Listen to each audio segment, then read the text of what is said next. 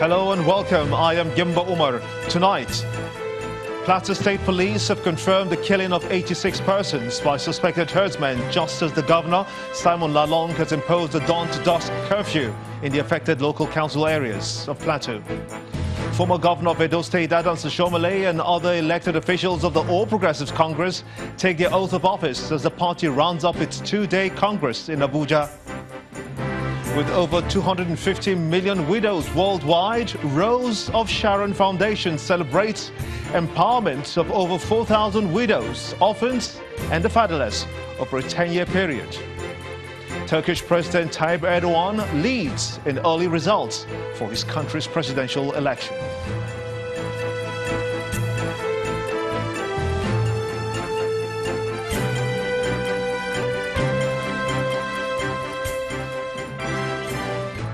We'll begin tonight in Plateau State, where the government has imposed a dusk-to-dawn curfew in 3 troubled local government areas.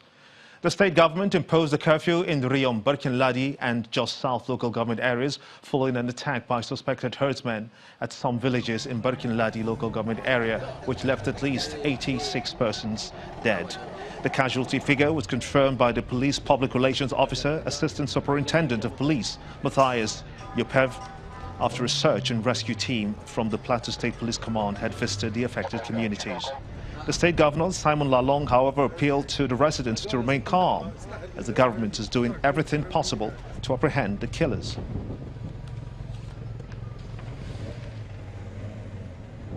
The figure that we have now is that 86 people lost their lives in the attack, 6 people injured, 50 houses burnt, 50 motorcycles burnt down, 12 motor vehicles were also burnt as a result of the attack. The Assistant Commissioner of Police from the Operations Department, who led other operation officers, confirmed this figure to us this evening. What I'm appealing to people of Plateau State is, please remain calm. There's nothing that is beyond us. There's nothing that is beyond us. Remain calm, observe the curfew, and still remind them, let's observe the curfew. Because anybody still after the curfew will be risking his life. We need to keep people, we need to protect people, and we need to calm the situation. Still on security, the continuous clashes between herdsmen and farmers is a manifestation of a much bigger national problem of insecurity. It is also a pointer to the ineffectiveness of the country's security architecture. That's according to the national chairman of the Social Democratic Party, SDP, Chief Olufalaye, who was speaking on our special political program, Roadmap 2019. The former secretary to the government of the Federation and finance minister told Channels Television's Ladia Keredoluale that his personal experience of being kidnapped by herdsmen only serves to reinforce his belief that fundamental changes were needed to attend to the issues. I never thought that I could be kidnapped on my own farm. I've been going there for 30 years.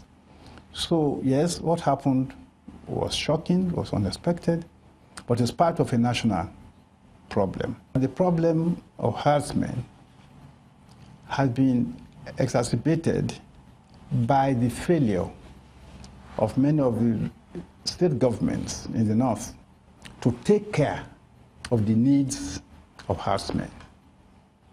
It was not so in the days of Sadauna, in the old northern region. There were grazing reserves, watering holes, all kinds of facilities provided for herdsmen and their cattle.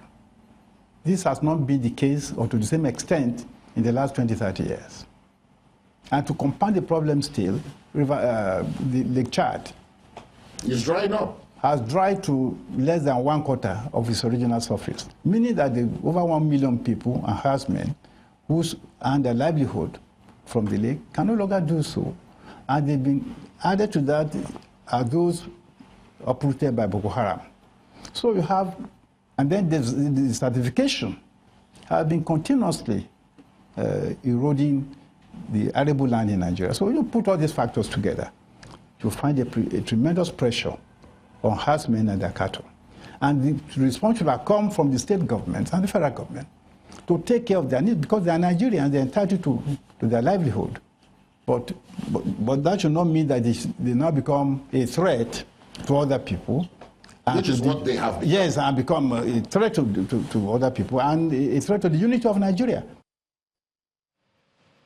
For the full interview with Chief Olufalaye, watch Roadmap 2019 tomorrow, Monday, 25th of June, 2018, at 9 p.m. only on Channels Television. The former governor of Edo State, Adams Oshiomhole, has taken over as the ruling All Progressives Congress national chairman. Today, the party's new leadership has been sworn in with words of assurances from leaders that it is a new era which will bring strength and progress for the party. The party's new national chairman, Comrade Adams Oshiomhole, and other executive members emerged unopposed, while some members of the John Odige-Oyegu-led committee were re-elected in a hotly contested election. The elective national convention of the party held at the Eagle Square in Abuja, although with a few violent situations, the party insists it will get over its tough times. I, Comrade Adams Aliu Oshiomhole, do solemnly swear and affirm that I shall be faithful and bear true allegiance to the All Progressive Congress, that as the national chairman of All Progressive Congress APC, I will discharge my duties. Regardless of our legacy parties, we have come voluntarily to dissolve those parties to form the All Progressive Congress. As things stand now, we have no any other party other than APC. We must all remain in it and rebuild it, reform it, strengthen it, so that it can provide comfort to all of its members and all of its leaders, regardless of how and where they came in to join in our shared commitment to provide leadership for our great nation. I am aware there are challenges here and there, but I believe the team that have just been elected, we have what it takes to address those challenges. The instruments required do not require rocket science. Basic commitment to the provisions of our Constitution, commitment to democracy, internal democracy, mutual respect for each and every one of us, purging ourselves of any arrogance, and a commitment to honestly listen,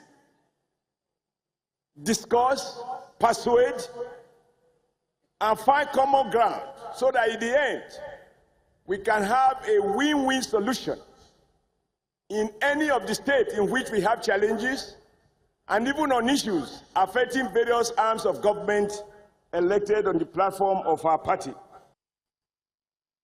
The national chairman of the All Progressives Congress, Adams Oshiomhole. The Sultan of Sokoto, Alhaji Saad Abubakar III, wants traditional institutions in the country to always speak the truth to political office holders and caution them when they deprive them from what is right for the people. The Sultan was speaking during the inauguration of a new secretariat for the traditional rulers by the River State government. Our correspondent Emmanuel Array reports. It's a day set aside for the traditional institution in River State as the government continues its third anniversary celebrations. The Sultan of Sokoto and other respected monarchs are here with the state governor Nyesom Wike for what the traditional rulers consider to be an important occasion. The traditional rulers showing a modicum of gratitude to you for all that you have done for the institution. Most importantly, we note that our stipends are paid promptly. The Sultan is here mainly for the inauguration of the newly built Secretariat complex as he cuts the tapes, followed by a tour around the complex. It chips in a word of advice to those in authority. Please concentrate on agriculture, concentrate on oil palm research and production, because we all know how Malaysia came to be what it is today. They came to Nigeria and picked some seedlings of palm produce, and today they have thousands and thousands of products that come out from that product. And I think you have enough here.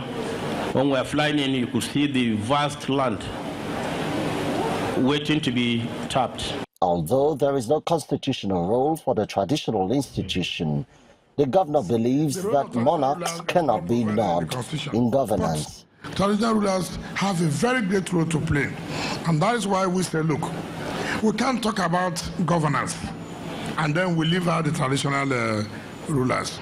You can't talk about legislature. You can't talk about judiciary, executive. There's one unrecognized arm, very important, that plays very vital role to sustain any government, and that is the traditional institution.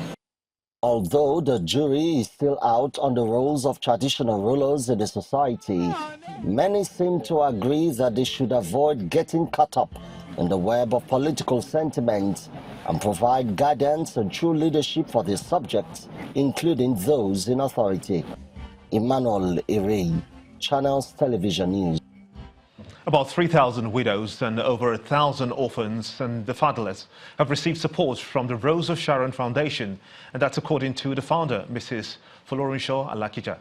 Mrs. Alakija was speaking at the 10th anniversary of the foundation held in Lagos. She clamored for a society that will help engender financial empowerment for the widows to live well.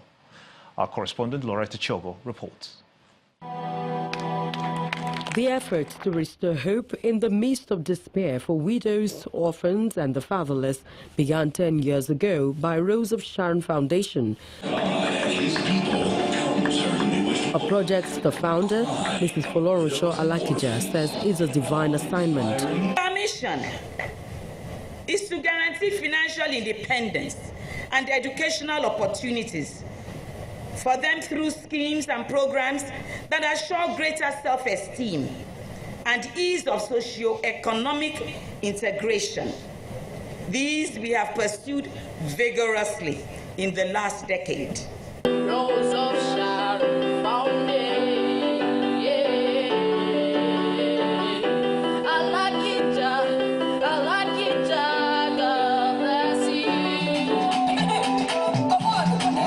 Various activities take the stage by the widows and their children who are now living their dreams as professionals in different fields of endeavor. Their testimonies about the foundation grip the audience. As a young widow, the foundation tried as much as possible to wipe away my tears. She took care of me. She took care of my children.